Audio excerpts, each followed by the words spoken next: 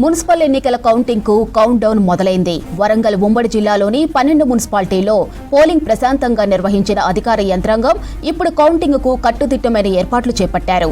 ఫలితాల కోసం ఉత్కంఠంగా ఎదురు చూస్తున్నారు పార్టీల లీడర్లు. టైట్ ఫైట్ ఉన్న మున్సిపాలిటీలలో ప్రత్యేక దృష్టి పెట్టారు. క్యాడర్లను క్యాంపుకు తరలించేందుకు రంగం సిద్ధం చేసుకుంటున్నారు. ఇదే విషయంపై మరింత సమాచారం కృష్ణమోహన్ అందిస్తారు. మున్సిపల్ కార్పొరేషన్లలో పోటీ చేసిన అభ్యర్థుల భౌతేజం తేల్చేందుకు కూడా అధికారులంతా సిద్ధమవుతున్నారు. రేపు కౌంటింగ్ సంబంధించినటువంటి దానిలో సర్వం సిద్ధమవుతుంది.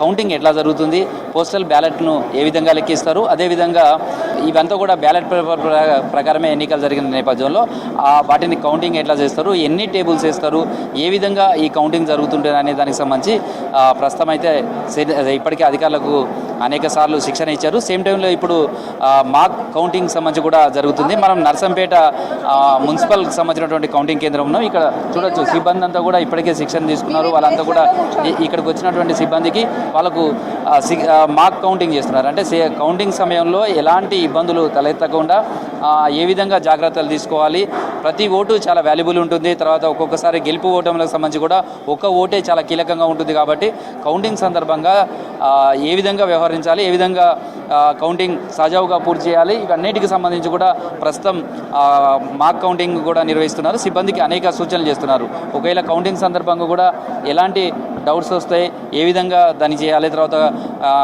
ఏదైతే పోటీ చేసినటువంటి అభ్యర్థులు కావచ్చు వాళ్ళ ఏజెంట్లు ఏ విధంగా అలౌ చేయాలి, వాళ్ళు వచ్చేటువంటి డౌట్స్ ఏ విధంగా తీర్చాలి, తర్వాత కౌంటింగ్ సందర్భంగా ఎలాంటి జాగ్రత్తలు తీసుకోవాలి. ప్రస్తుతం అయితే జిల్లా కలెక్టర్ సత్యసారథన ఆమెతో మాట్లాడదాం. మేడం, పోలింగ్ అయితే చాలా ప్రశాంతంగా ముగిసింది. కౌంటింగ్ సంబంధించి కూడా ఎట్లా ఉంటుంది? అంటే కౌంటింగ్ అనేది చాలా మందిలో ఒక ఆసక్తి ఉంటుంది.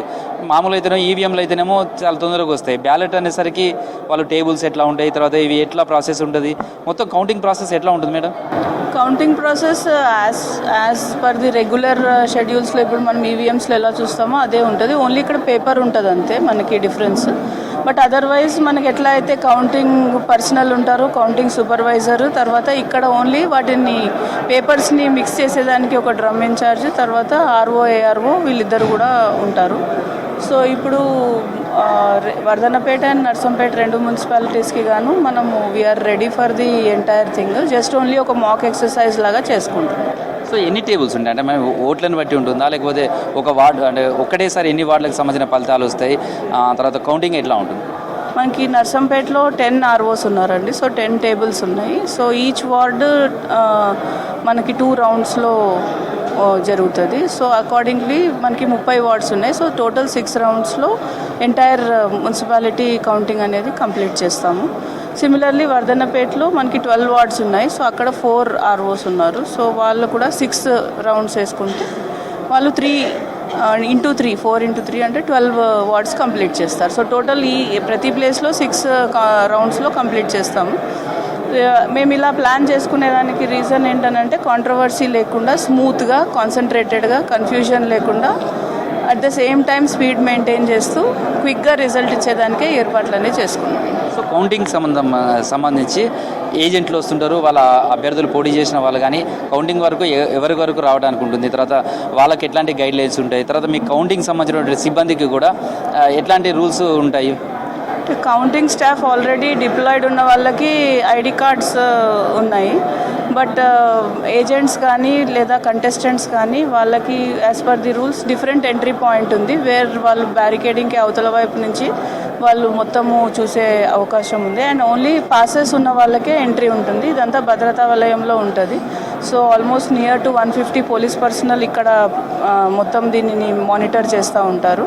అట్ ద సేమ్ టైం మనకి ఇక్కడ మీడియా సెంటర్ కూడా దగ్గరలోనే ఏర్పాటు చేసాం. సో దట్ రిజల్ట్ వచ్చిన వెంటనే మీడియా ద్వారా బయటికి వెళ్ళేటట్టు కూడా as per the norms of this thing election rules ప్రకారమే ఇవన్నీ కూడా ఏర్పాటు చేసుకున్నాం. సో ప్రతి ఓటు చాలా కీలకంగా ఉంటుంది. ఒక్కొక్కసారి ఒక్క ఓటే చాలా గెలుపుకు కారణమవుతుంటే, ఒకసారి టై అవుతుంటుంది, చాలా టెన్షన్ కూడా ఉంటుంది. అయితే అట్లాంటి సమయంలో ఏజెంట్లు చాలామంది అభ్యంతరం చెప్తుంటారు, లేదా పోటీ చేసిన వాళ్ళు అభ్యంతరం చెప్తారు. ఇవన్నీ పరిగణనలోకి ఎట్లా తీసుకుంటారు? రిజల్ట్స్ ఇచ్చే టైంలో వీటన్నిటిని ఎట్లా షార్ట్అవుట్ చేస్తుంటారు?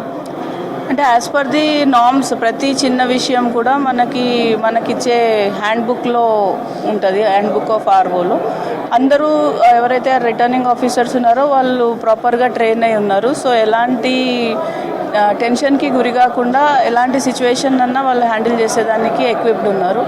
యాజ్ పర్ ది రూల్స్ ఇప్పుడు ఈక్వల్ ఓట్స్ వచ్చిన వాళ్ళు యాజ్ పర్ ది ప్రొసీజరే వాళ్ళు ఎలాగా రిక్వెస్ట్ చేస్తున్నారు. బట్ మన రూల్ పొజిషన్ ఏం చెప్తుందని చెప్పేదానికి అన్ని రకాలుగా వాళ్ళు రెడీగా ఉన్నారు.